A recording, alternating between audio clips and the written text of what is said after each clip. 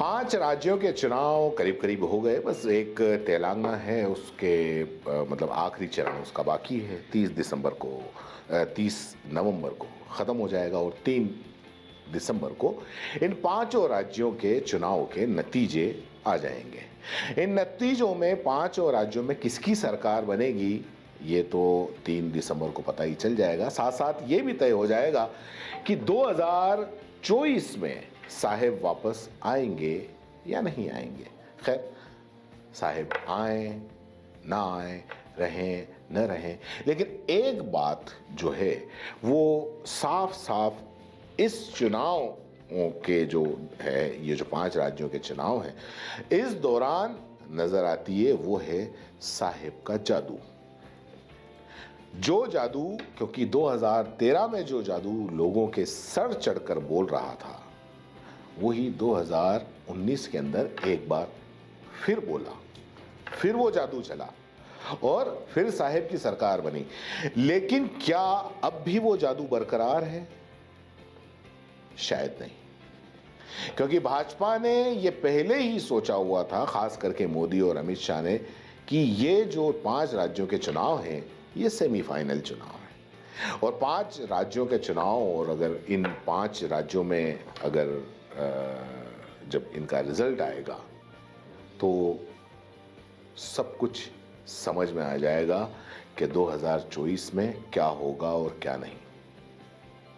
लेकिन ऐसा लग रहा है कि अब लोगों में जो मोदी मोदी मोदी का जो था वो मोह भंग हो गया है। लेकिन यहां अगर एक बात सच कहूं तो वो ये है कि जो मोदी का ग्लैमर, जो जादू वो है, वो अब उतरने लगा है। क्योंकि भैया सीधी सी बात है, चाहे कोई कितना भी ग्लैमरस क्यों ना हो, कोई कितना भी लफाज क्यों ना हो, अगर कुछ काम नहीं होगा और हर तरफ कबाड़ा होगा, बेचा बेची होगी, महंगाई इतनी होगी, और फिर बात जब अपने बच्चों तक आने लग जाएगी तो अच्छों अच्छों से जादू छू मंतर हो जाते हैं, अच्छों अच्छों के जादू उतर जाते हैं। और इन चुनाव में लोगों के मुंह से जो निकला है वो बस ऐसा ही कुछ है। पहले तो मोदी मोदी निकलता था, लेकिन अब जो कुछ निकला है वो आप गोदी मीडिया पे तो नहीं देख सकेंगे। अलबत्ता हाँ, जिन लोगों ने इन सारे राज्यों के दौरे किए हैं और उन्होंने जो रिपोर्ट निकाली है, आप वो देखिए, उसको देख के लगेगा कि कहीं ना कहीं मोदी का ग्लैमर कम पड़ गया है। और ख़ास करके राजस्थान और मध्य प्रदेश के चुनाव में यह आवाज़ प्रधानमंत्री नरेंद्र मोदी को भी हो गया है कि अब उनका प्रभाव कम पड़ने लगा है, उनकी चमक फीकी पड़ने लगी है, और इसीलिए उनको अब चुनावी सभाएं बार बार याद आती हैं। और जब चुनावी सभाएं याद आती हैं तो चुनाव के ठीक पहले उनको मंदिर भी काफी याद आ जाते हैं। वो मंदिर में भी जाना याद आ जाता है, चाहे मीराबाई का मंदिर हो, चाहे काशी मथुरा का हो, चाहे बालाजी का मंदिर हो। खैर, मंदिर जाते हैं, जाना भी चाहिए क्या, लेकिन ठीक चुनाव के पहले काफी सवाल पैदा कर लेता है।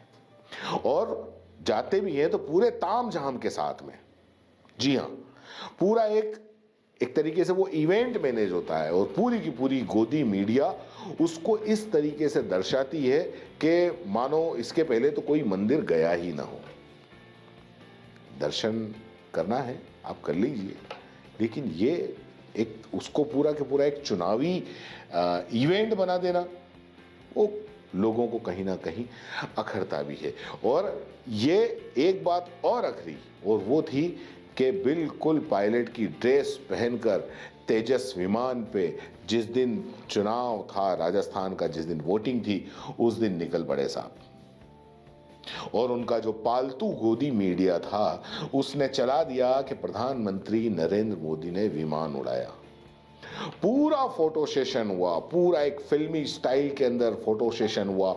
हवा में उड़ते हुए हाथ हिला रहे थे, वहां पता नहीं कौन सी जनता थी, लेकिन हाथ हिलाए जा रहे थे, वीडियो शूट हो रहे थे, और गोदी मीडिया ने जोर शोर से इस खबर को चलाई कि प्रधानमंत्री नरेंद्र मोदी ने तेजस विमान उड़ाया। अरे भैया, क्या मजाक है क्या? प्लेन उड़ाना क्या चाय बनाने जैसा है? भाई चाय तो कोई भी बनाता है बिना किसी ट्रेनिंग के, लेकिन क्या आप प्लेन बिना किसी ट्रेनिंग के उड़ा लोगे? क्या बचपन में प्लेन भी उड़ाना सीखा था? और तेजस जैसा विमान कोई भी उड़ा सकता है। शाम होते होते गोदी मीडिया और जो पापा की परियां थी, उन्होंने कहा कि तेजस जो विमान था, जब उसके अंदर मोदी जी उड़ रहे थे तो बीच बीच में पायलट ने उस तेजस विमान की कमान मोदी के हाथ में भी दे दी। ये क्या मजाक है। साइकिल का हैंडल था साहब, चलाते चलाते उसको भी दे दिया, आप भी संभाल लो। मतलब आप क्या कर रहे हो? देश चला रहे हो या किसी प्रचार कंपनी के सीईओ, जहां आपको रोज नए इवेंट करने होते हैं पूरे तामझाम के साथ में, हर जगह फिल्मों जैसा शूट होना चाहिए। आज देखो ये बालाजी मंदिर का है, इसमें आप देखिए, आप मंदिर गए हो, बट ठीक है, मैंने कहा मंदिर जाना चाहिए, सबको जाना चाहिए, लेकिन कितने कैमरे? आप गिन के बता दो इस वीडियो के अंदर कितने कैमरे हैं। क्या पहले कभी किसी प्रधानमंत्री को इतने कैमरे के साथ में मंदिर जाते हुए देखा? नहीं देखा होगा।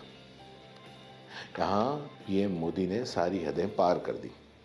अब 30 को कर्नाटक के चुनाव भी खत्म हो जाएंगे, 3 दिसंबर को रिजल्ट आ जाएगा। फिलहाल तो जो रुझान आ रहे हैं उससे मोदी और अमित शाह की टेंशनें काफ़ी बढ़ी हुई हैं, क्योंकि ज़्यादातर जगह ये बताया जा रहा है कि कांग्रेस बढ़त बनाती हुई दिख रही है। इधर भाजपा के अंदर पूरी की पूरी खलबली मची हुई है, लेकिन इसके बावजूद भी जो बड़े राज्य हैं, खास करके राजस्थान और मध्य प्रदेश, यहाँ पर वोटिंग भी अच्छी खासी हुई है, लेकिन फिर भी कहा नहीं जा सकता कि कांग्रेस आएगी या भाजपा। ये तो 3 दिसंबर को ही देखना पड़ेगा।